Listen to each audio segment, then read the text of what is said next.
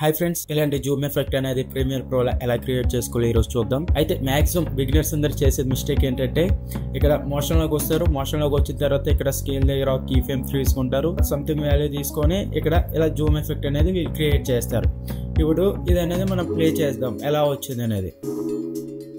ఈ వీడియో అనేది అంత స్మూత్గా అనేది రాలేదు, అలా స్టక్ అవుతున్నట్టు అనిపిస్తుంది కదా. అయితే ఇప్పుడు మనం స్మూత్గా ఎలా జూమ్ ఎఫెక్ట్ చేసుకోవాలనేది ఈరోజు వీడియోలో మనం చూద్దాం. ఫస్ట్గా నేనైతే ఒక వీడియోని తీసుకున్నా. ప్రాజెక్ట్ ప్యానల్లోకి రండి. వచ్చిన తర్వాత ఇక్కడ మనకి న్యూ బిల్, ఇక్కడ న్యూ ఐటమ్ అని కనిపిస్తుంది కదా, దాని మీద క్లిక్ చేయండి. క్లిక్ చేసిన తర్వాత ఇక్కడ అడ్జస్ట్మెంట్ లేయర్ అని కనిపిస్తుంది కదా, దాని మీద క్లిక్ చేయండి.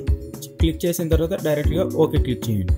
ఓకే క్లిక్ చేసిన తర్వాత ఇక్కడ మనకు ఒక అడ్జస్ట్మెంట్ లేయర్ అనేది క్రియేట్ అయింది అన్నమాట. ఇప్పుడు దాన్ని మన వీడియో మీదకి యాడ్ చేసుకోండి. యాడ్ చేసిన తర్వాత ఇప్పుడు ఎఫెక్ట్స్లోకి రండి. ఎఫెక్ట్స్లో ట్రాన్స్ఫార్మర్ని సెట్ చేయండి. ట్రాన్స్ఫార్మర్ కనిపిస్తుంది కదా, దాన్ని డ్రాగ్ అండ్ డ్రాప్ చేయండి అడ్జస్ట్మెంట్ లేయర్ మీద. చేసిన తర్వాత ఇప్పుడు ఎఫెక్ట్స్ కంట్రోల్ రండి. ఇక్కడ ఎఫెక్ట్స్ కంట్రోల్లో ఇక్కడ ట్రాన్స్ఫార్మర్ కనిపిస్తుంది కదా, స్కేల్ లేయర్ ఒక కీ ఫ్రేమ్ తీసుకోండి. నాకు కావాల్సినంత వరకు ఇంకో సెకండ్ కీ ఫ్రేమ్ అనేది తీసుకోండి. తీసుకున్న తర్వాత ఇక్కడ మనం చేయాల్సింది ఏంటంటే మనం దీనికి సెకండ్ కీ ఫ్రేమ్ ఏదైతే ఉందో దాని మీద క్లిక్ చేసి ఈజ్ ఇన్ చేయండి. ఫస్ట్ ఏదైతే ఉందో దానికి ఈజ్ అవుట్ చేయండి. చేసిన తర్వాత స్కేల్ దగ్గర ఉందని మనం ఇలా క్లిక్ చేస్తే మనకి ఇట్లా వస్తుంది అనమాట. ఇలా వచ్చిన తర్వాత కర్వ్ అనేది ఇలా ముందుకు ఇలా పెట్టండి. టిక్ చేసి ఉంది కదా ఇక్కడ, దాన్ని అన్టిక్ చేయండి. షట్టర్ యాంగిల్ దగ్గర 360 ఇవ్వండి. మీరు అనుకోవచ్చు సేమ్ మోషన్లోనే ఇక్కడ కూడా మీరు చేశారు కదా, మరి దానికి దీనికి డిఫరెన్స్ ఏంటని. ఇక్కడ ఒక డిఫరెన్స్ ఉంది.